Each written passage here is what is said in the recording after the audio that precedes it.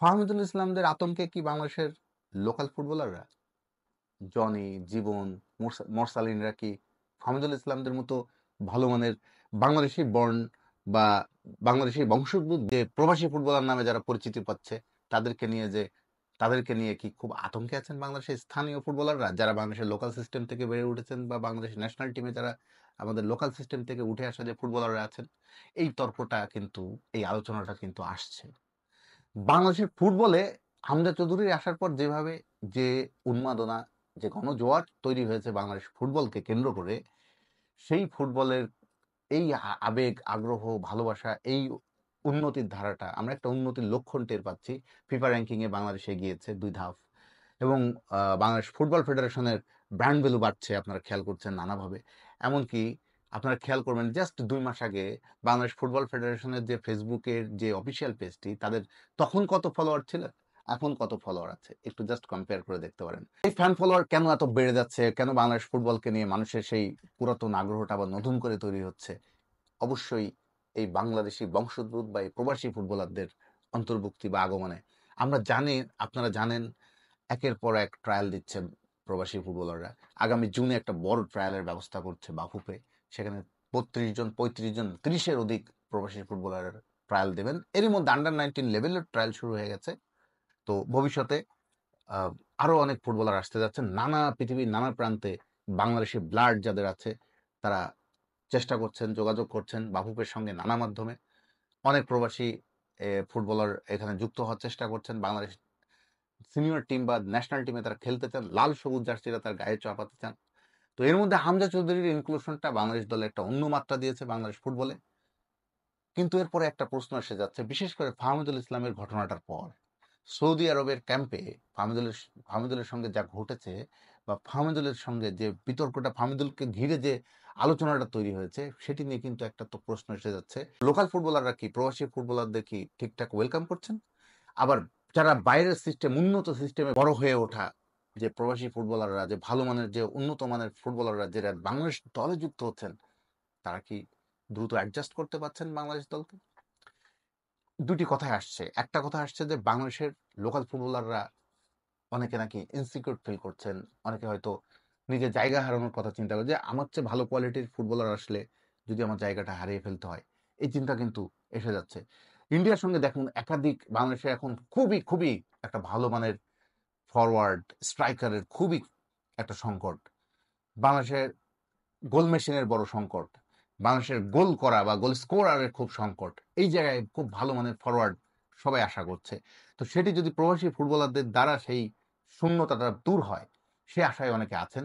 এবং ফাহমিদুল ইসলামের কে নিয়ে কেন এত আলোচনা? ফাহমিদুল ইসলামকে এই কারণে আলোচনা, তিনি একজন কোয়ালিটিফুল ফরওয়ার্ড ছিলেন। তাকে প্রথমে কিন্তু কোচের মনে ধরেছিল। সেই কি হলো, কি ঘটনা এমন ঘটলো ফাহমিদুলকে সৌদি আরব থেকে ফেরত পাঠিয়ে দিল ইতালিতে? এটা অনেক আলোচনা হচ্ছে, অনেক কথা হচ্ছে, গত 1 মাস ধরে আমরা অনেক কথাই শুনলাম। কিন্তু এখানে কিন্তু ওই আলোচনাটা আসছে, ফাহমিদুল ইসলামদের মতো ফরওয়ার্ড, উন্নত মানের ফরওয়ার্ড আসলে বাংলাদেশের যারা যে লোকাল ফরওয়ার্ডার আছে, যারা মিসের মহড়া দেখায় প্রত্যেকটা ম্যাচে, এই যেমন ইন্ডিয়ার ম্যাচে 4 থেকে 5টা মিস দেখলাম আমরা, সহজ সহজ সুযোগ হাতছাড়া হয়েছে। মুজিবুর রহমান জনি মিস করলেন, বা এই যে জনি, মোরসালিন, এদের মতো ফরওয়ার্ডরা কি বিদেশি যারা প্রবাসী ফুটবলার যারা আসতে যাচ্ছেন বাংলাদেশ ফুটবলে, তারা কি ভয় পাচ্ছে? তাদেরকে নিয়ে কি তারা আতঙ্ক বোধ করছে? তারা কি তাদের সংশয় আছে যে আমার, বা ইনসিকিউর ফিল করছে? এরকম কথা কিন্তু আসছে, আসাটা অমূলক নয়। যদি তার চেয়ে বেটার কোয়ালিটির ফুটবলার যদি আসে, তখন স্বাভাবিকভাবে তিনি যদি ভালো খেলতে থাকেন, তো স্বাভাবিকভাবে বাংলাদেশে যারা বিলো পারফর্মার, যারা ভালো পারফর্ম করছে না, তারা জায়গা হারাবেন, খুব সোজা কথা। তো এই কারণেই কি এই যে সিন্ডিকেট সিন্ডিকেট কথাগুলো যে আসে, এই কারণেই কিন্তু এই কথাগুলো আসছে। তো তারা কি তাদের দোয়ার জন্য, তারা কি বাংলাদেশের লোকাল ফুটবলাররা কি বিদেশে বা বিদেশে বড় হয়ে ওঠায় যে প্রবাসী ফুটবলাররা আসতে যাচ্ছেন, তাদের জন্য কি তারা যেটা খুলে কি ভালোভাবে ওয়েলকাম করবে যে আসেন আমরা একসঙ্গে খেলি কাঁধে কাঁধ মিলিয়ে? নাকি উল্টোটাও তো হতে পারে, নাকি তারা উজ্জীবিত হচ্ছে? একজন ফুটবলার, কয়েকজনের সঙ্গে কথা বললাম, এক্স ফুটবলার, এদের সঙ্গে কথা বললাম, কেউ দুটি মতই পেলাম। কেউ বলছেন না, এটি বরং বাংলাদেশের অনেক খেলোয়াড়ই মোটিভেটেড হচ্ছেন, কারেন্ট প্লেয়াররা অনেক উজ্জীবিত হচ্ছেন, না যে আসুক ভালো মানের ফুটবলার আসলে তাহলে আমাকেও ভালো মানের পারফরমেন্স করতেই হবে, ভালো খেলতেই হবে, নাহলে আমার জায়গাটা কেউ নিয়ে নেবে। তো ওই চিন্তা থেকে, ওই আশঙ্কা থেকে সে ভালো খেলতে আরো বাধ্য হবে। তার এই যে দলের মধ্যে যে একটা হেলদি কম্পিটিশন তৈরি হবে, এতে উপকৃত হবে বাংলাদেশ দল।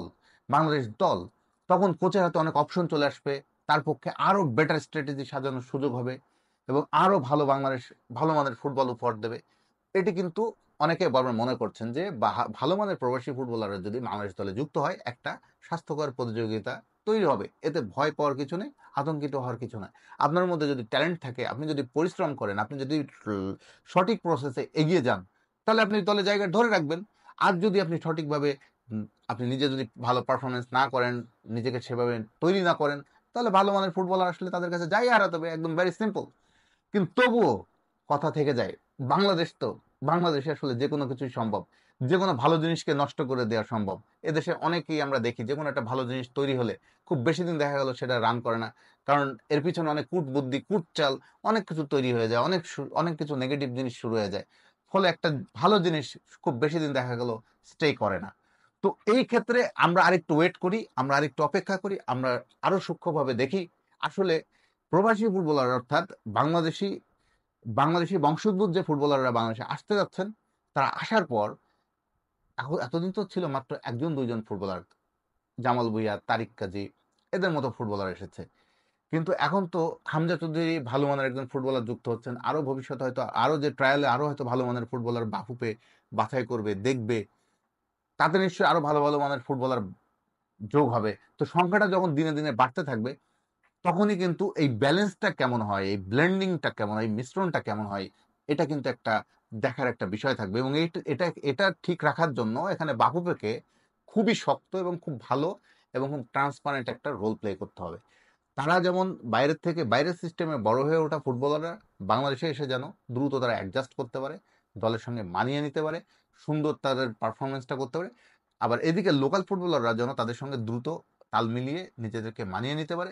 দুটি মানে দুই দুই পক্ষেরই আসলে এই যে মিশিয়ে দেওয়ার কাজটা বাংলাদেশ ফুটবল টিম ম্যানেজমেন্ট যেমন করতে রোল ইম্পর্টেন্ট রোল প্লে করতে হবে, একই সঙ্গে বাফুফেকেও রোল প্লে করতে হবে।